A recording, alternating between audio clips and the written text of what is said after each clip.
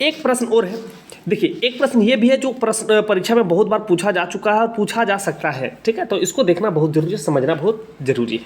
तो देखो क्या दिया गया है बाबू कि डिफरेंस बिटवीन नेशनल इनकम राष्ट्रीय आय एंड प्राइवेट इनकम मतलब निजी आय, ठीक है, में अंतर स्पष्ट करना है।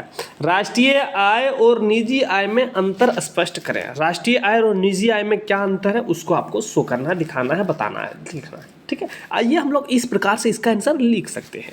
देखो क्या करना है, हम लोग इसका आंसर ऐसे लिखेंगे, दो कॉलम बना देंगे, एक तरफ राष्ट्रीय आय एक तरफ निजी आय कर देंगे क्योंकि लिखने में सुविधा होगा। देखो पहला यहाँ पे है कि इनमें केवल आय भुगतान शामिल किए जाते हैं, इसमें सिर्फ आय की जो इनकम जो होता है उनको इसमें शामिल किया जाता है। निजी आय में इसमें आय भुगतान तथा हस्तांतरण भुगतान दोनों सम्मिलित किए जाते हैं। इसमें निजी एवं सार्वजनिक दोनों क्षेत्र में सृजित आय को सम्मिलित किया जाता है। इसमें केवल निजी क्षेत्र की आय से सम्मिलित मतलब कि जो आय जो आते हैं शामिल किया जाता है। मतलब क्या बोला कि राष्ट्रीय आय में प्राइवेट कंपनियों से या सरकारी जगह से, ठीक है, दोनों जगह से जो भी इनकम आएगा उसको इसमें शामिल किया जाता है। मतलब प्राइवेट है ना, इसमें गवर्नमेंट, इसमें सिर्फ प्राइवेट को ही शामिल किया जाता है, ठीक है, सिर्फ ओनली फॉर प्राइवेट कंपनी में जॉब कर रहा, आप कहीं से प्राइवेट से कमाया वो सिर्फ अथी होगा, ठीक है।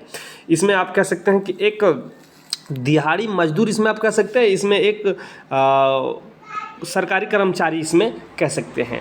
प्लस इसमें अगर वो दिहाड़ी भी कर रहा सरकारी कर्मचारी के बाद भी है, उसको सरकार से वेतन मिल रहा है, इधर प्राइवेट से भी कहीं से वेतन इसको काम करके ले रहे हैं, तो ये दोनों इसमें सम्मिलित होगा राष्ट्रीय आय में, जबकि निजी आय में सिर्फ प्राइवेट है, ठीक है। चलो इसका और भी इस तरह से ऑप्शन लिख सकते हो। देखो दिया गया है, कहता है कि यह एक देश के सामान्य निवासियों की आय है, ठीक है, इसमें एक नॉर्मल निवासियों की आय, जबकि यह निजी क्षेत्र में के लोगों एवं उद्यमों की आय होती है।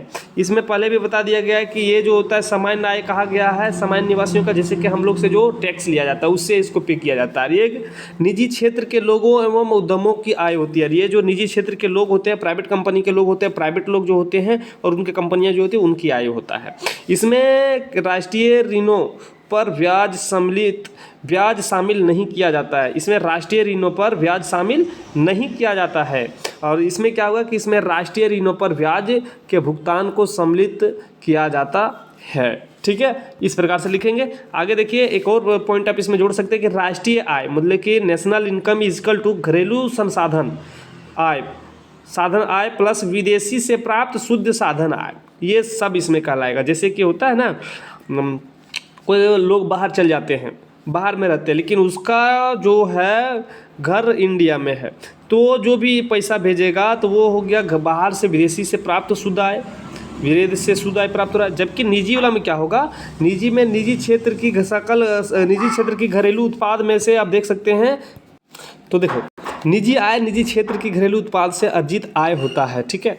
जो निजी क्षेत्र से अर्जित आय होता है, घरेलू उत्पाद से अर्जित आय प्लस हस्तांतरण आय प्लस विदेशी से शुद्ध साधन, ये सब कुछ इसमें सम्मिलित होते हैं। तो उम्मीद करते हैं कि आपको ये समझ में आया होगा कि different between national income and private income भी आप समझ गए होंगे और नेशनल इनकम भी आप समझ गए होंगे, ठीक है। तो चलिए वीडियो को हम लोग समाप्त करते हैं। जय हिंद।